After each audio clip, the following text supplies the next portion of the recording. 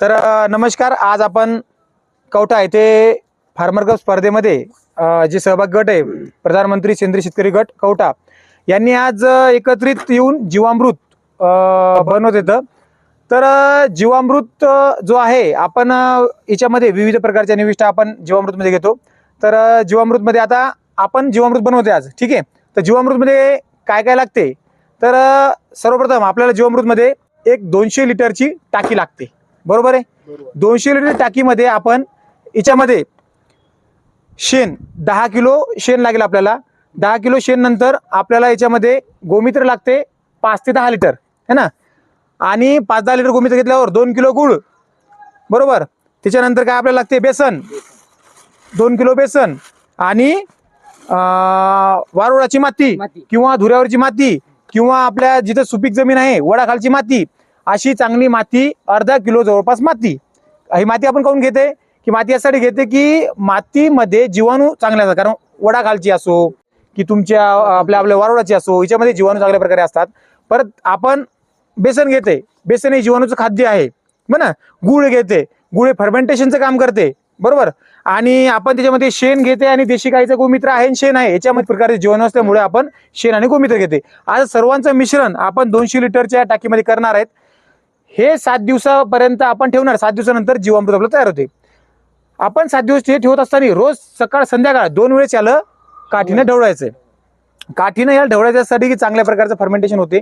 आणि 7 दिवसानंतर तयार झाल्यानंतर आपण आपल्या शेतामध्ये 1 एकरामध्ये याचा वापर करू शकतो. आता डोस जर म्हणसाल तर तुमच्या कुठल्याही पिकाला देऊ शकता तुम्ही. सोयाबीन पीक आहे आपलं, त्याला आपल्याला देता येईल, ड्रेंचिंग करता येईल.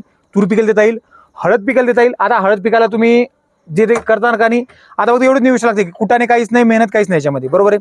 तर आता आपण गुळ बेसन वगैरे सगळं आणलं, हे सर्व साहित्य टाकून द्यायचं. वडाखालची माती सुपीक माती, वारुळाची माती सुपीक आहे ना, धुऱ्यावर असते. कारण आपण फवारत नाही, जिथं फवारत नाही, रासायनिक खत देत नाही, अशा ठिकाणची माती आपल्याला लागते. त्या ठिकाणी मध्ये काय असते, जीवाणू असतात. आता तुम्ही जर सेंद्रिय शेती करत असाल 100% सेंद्रिय तुमचं, तर तुमच्या वावरात जीवाणू असतात है ना. तर हे एवढी आपल्याला अर्धा किलो माती आणि रोज सकाळ संध्याकाळ ढवळायचं झालं. 7 दिवसानंतर तयार होते. 200 लिटर ही टाकी 1 एकरात वापरायची.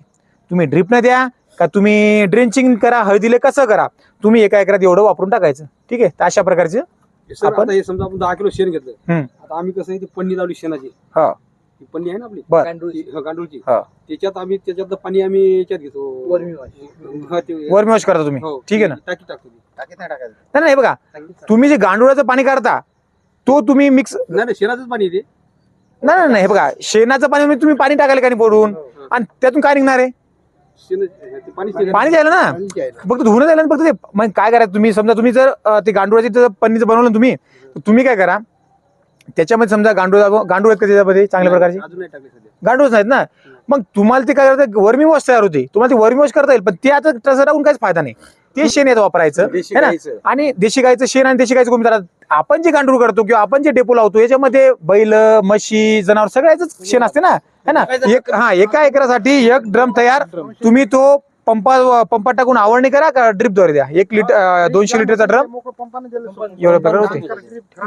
आज आपण जीवामृत तयार करण्यासाठी जमलो होतो आणि आपले मार्गदर्शक देशमुख सर यांनी आपल्याला चांगल्या प्रकारे मार्गदर्शन केलं. आणि जीवामृत कसं तयार करायचं आणि त्याच्या जमिनीसाठी काय फायदे होतात आणि ते कशा पद्धतीने वापरायचं हे त्यांना चांगल्या प्रकारे सांगितलंय. आणि आमच्या ग्रुपला याचा चांगलाच फायदा होईल आणि मी त्यांचे धन्यवाद मानतो. धन्यवाद.